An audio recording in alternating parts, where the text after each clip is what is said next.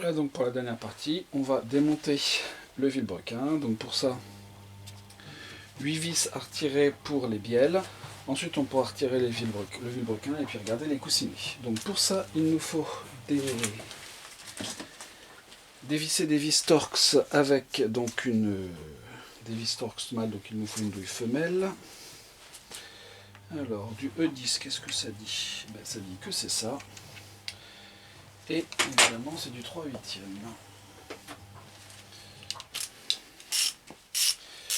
Et donc c'est parti. Donc je vais faire tourner le vilebrequin pour amener cette bielle là en haut, que ce soit plus simple. Voilà. Enfin, plus simple j'espère.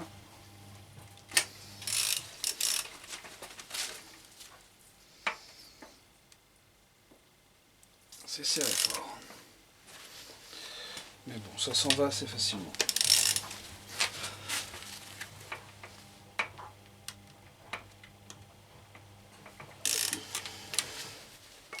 Et voilà.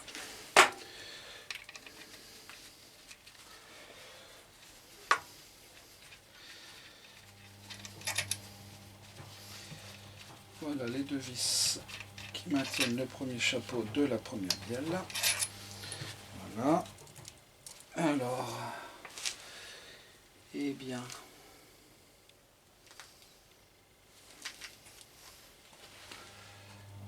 ça dit que je ne vois même pas la séparation. Bon. Mais comme d'hab, hein, maillet. Voilà. Donc, comme on peut voir, c'est de la bielle entre guillemets cassée. Enfin oui, c'est obtenu par cassage, et donc là ça se forme très bien, mais du coup... Voilà, donc ce que je vais faire, moi, c'est que je vais remettre ça. Je remettrai les vis après, simplement pour ne pas les perdre. Le coussinet, il est quand même légèrement marqué, mais tout petit peu, on verra bien ce que ça donne. Donc je la mets là, et on verra. Passons à la deuxième. Quoique, en même temps, celle-là, je peux la desserrer aussi, aller en haut. Ce qui évitera, avec la douille, ça va mieux aller.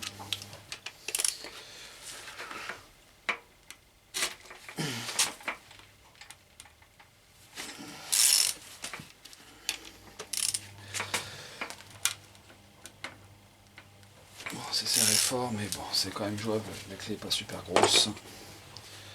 C'est pas infaisable. Le vilebrequin, lui, n'a pas l'air marqué du tout. Une petite trace, mais c'est vraiment une petite trace. Même chose maillée.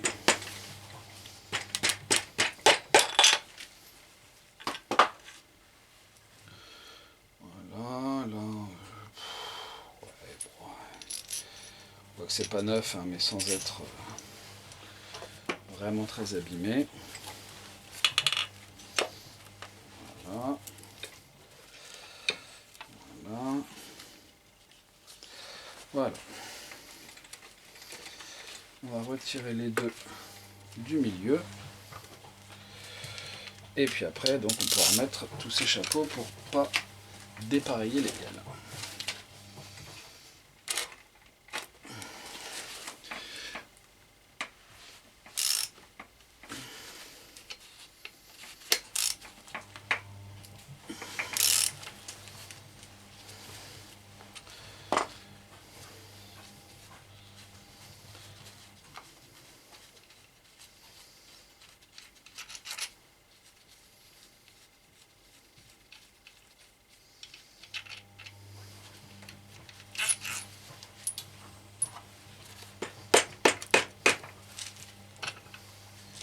Voilà.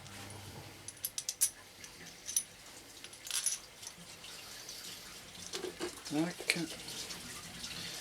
Reste la dernière. Là ici je la repousse. Oula, attention.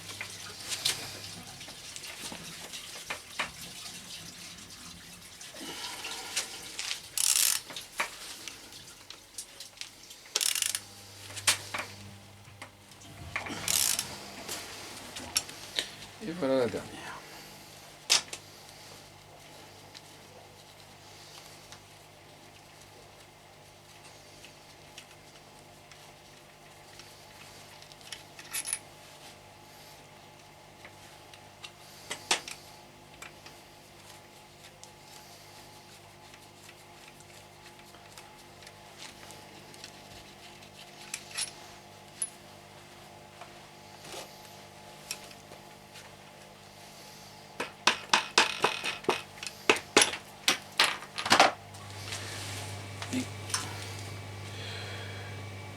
Une qui vole. Alors, est-ce qu'elles sont comme ça ou pas? De toute façon, on verra ça après.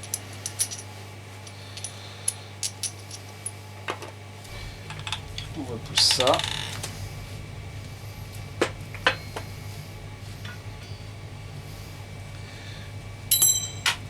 Et voilà le vilebrequin. Donc il y a une petite douille qui s'est fait la malle qui doit aller de ce côté.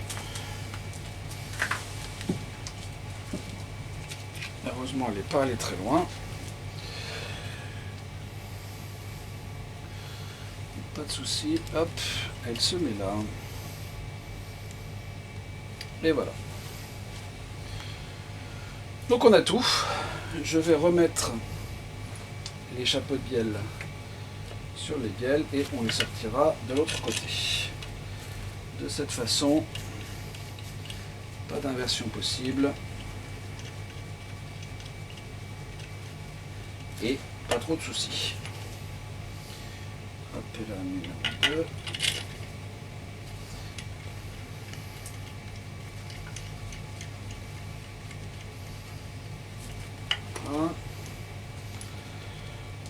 Numéro 3. Alors là, par contre, comme elle a sauté, non, c'est bien comme ça.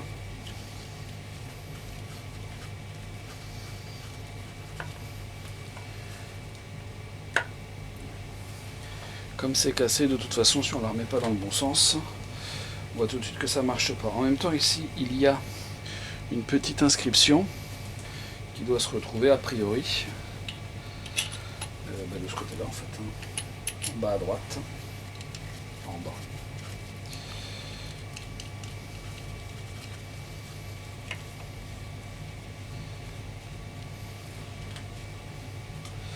Et voilà, c'est réglé. Ben, le moteur est presque fini de démonter. Je vais sortir les bielles avec les pistons de l'autre côté. Ici, il y a donc des coussinets. Alors, ce qui est étrange, c'est que la revue technique dit que ces coussinets sont différents sur le dessus et sur le dessous. Et dans le catalogue, entre guillemets, de BMW, il n'y a qu'une seule référence. Alors, ici, d'accord, on a une référence de ce côté-là. Ça existe en plusieurs épaisseurs. Okay, je regarde l'autre. 51-58, 0737C. C'est la même référence, donc a priori, on peut les échanger. Les coussinets ici risquent pas de partir tout seul, donc on va pouvoir retourner le bloc.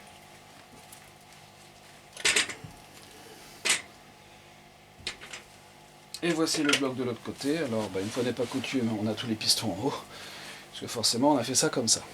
Donc, ce que je vais faire maintenant, c'est pousser les choses. Il me dit de les sortir par le haut. Alors, je veux bien.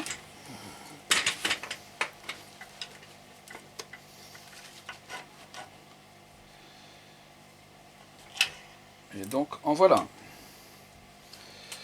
un ensemble piston-bielle. Voilà. Je vais le mettre comme ça. Donc ça, c'est le côté... ce côté-là, en fait, le côté... Le deuxième.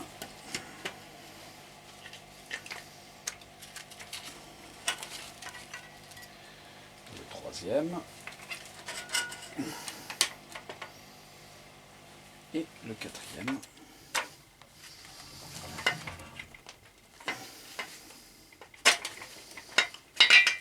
Et le voici.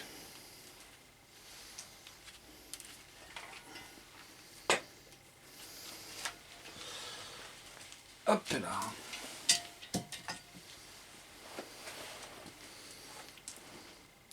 Et maintenant, on va pouvoir tout remonter.